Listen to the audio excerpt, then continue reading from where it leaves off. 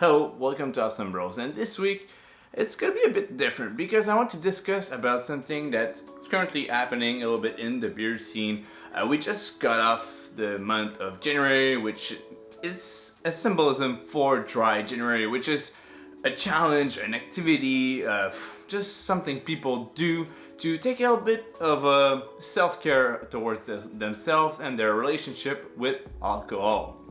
But recently, for February, which is another month very popular for this type of challenge, Nathan from Nathan Does Beer just posted an article about the same subject, highlighting different challenges for the industry, but also the very weird relationship that the whole, let's say, beer community has towards that. And of course, with all this being out there on the social medias, it brings some negativity, which I'd like to highlight in some way.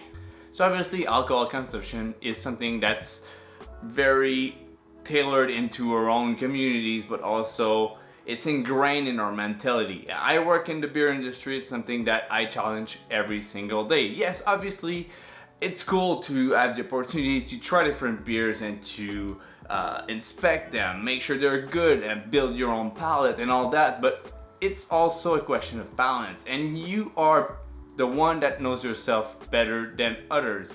And as someone that came from this type of story, I used to drink 2 to 3 beers per day, which wasn't really a good way to get started in this industry. Obviously, it's fun. Obviously, it's promoted in a fun way to drink alcohol and all that, but having that balance in your life is what's important, and it's what is key to your own personal health at the same time. So there's no question about whether you should do these challenges or not.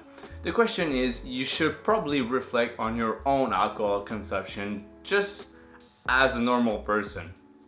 Do I think that I drink too much, or do I think that my drinking habits are perfect? Do I balance things out with doing more sports, doing relaxation, focusing on myself, focusing on my mental health, just focusing on things that will make you a better human in the end process? For an example, 2 years ago, my daughter was about to be born. Is it the right way to say it?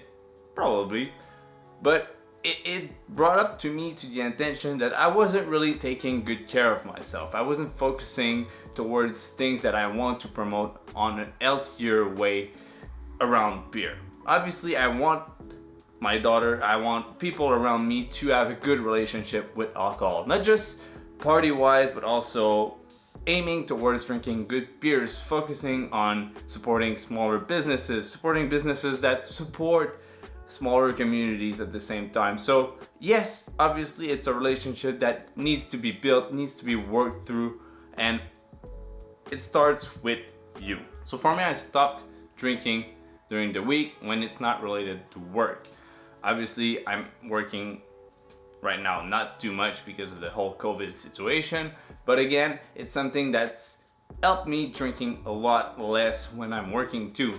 I take just little sips, try out the beers, get my palate running without getting a lot of alcohol consumption through me.